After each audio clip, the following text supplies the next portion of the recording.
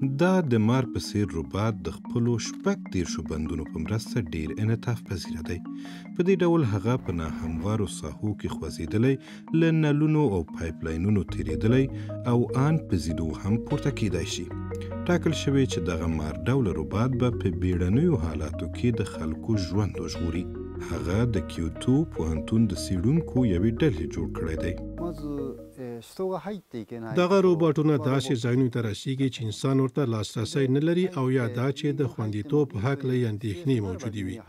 دغسې یو روباټ مرسته کولی شي چې مثلا د اکسیجن او کاربن ډای اکساید کچه اندازه کړل شي.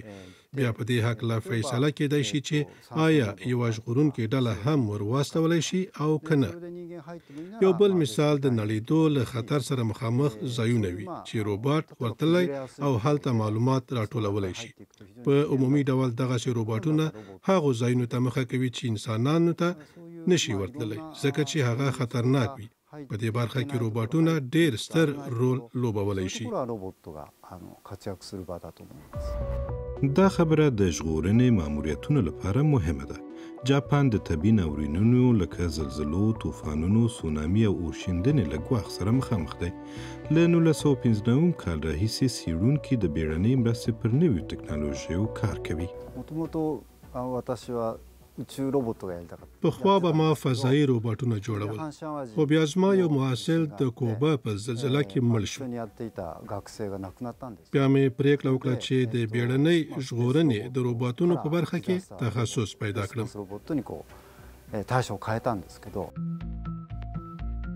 دغه روباټ چې مار نومیږي د ریموټ کنټرول له لارې هدایتېږي.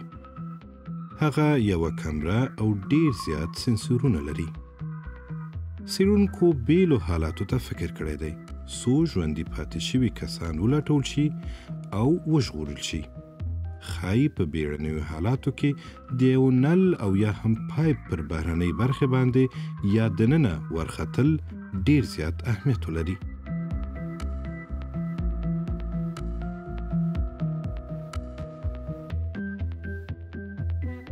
په اصل کې مې غوښتل چې داسې روباټونه جوړ کړم چې انسانان ژغورلی شي. خو بیا مې فکر بدل شو. په تیره چې کله په ښاري سیمو کې ناورینونه رامنځته کیږي او د خلکو موندل اصلي ننګونه وي.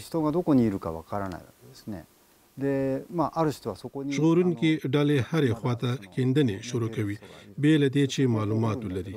د چا موندل د تصادف خبره ده. بیا وخت ضایع کیږي چې په ترڅ کې یې ښایي ښخ شوي خلک مړه شي. دغه روباټ هم د ژغورونکو ماموریتونو لپاره رامنځته شوی دی. د څلورو پښو په لرلو سره هغه هر ځای ته رسیدای شي چې انسانان ورته لاسرسی نه لري. هغه د بیلو حرکاتو لرونکي خپل بازو په مرسته دروازې پرانیزي او شیان راویستلی شي. دغه ډول روباټونه لا د انکشاف په مرحله کې دي، خو ډیر ژر به هغه ښایي په بیړنیو ماموریتونو کې د خلکو ژوند وژغوري.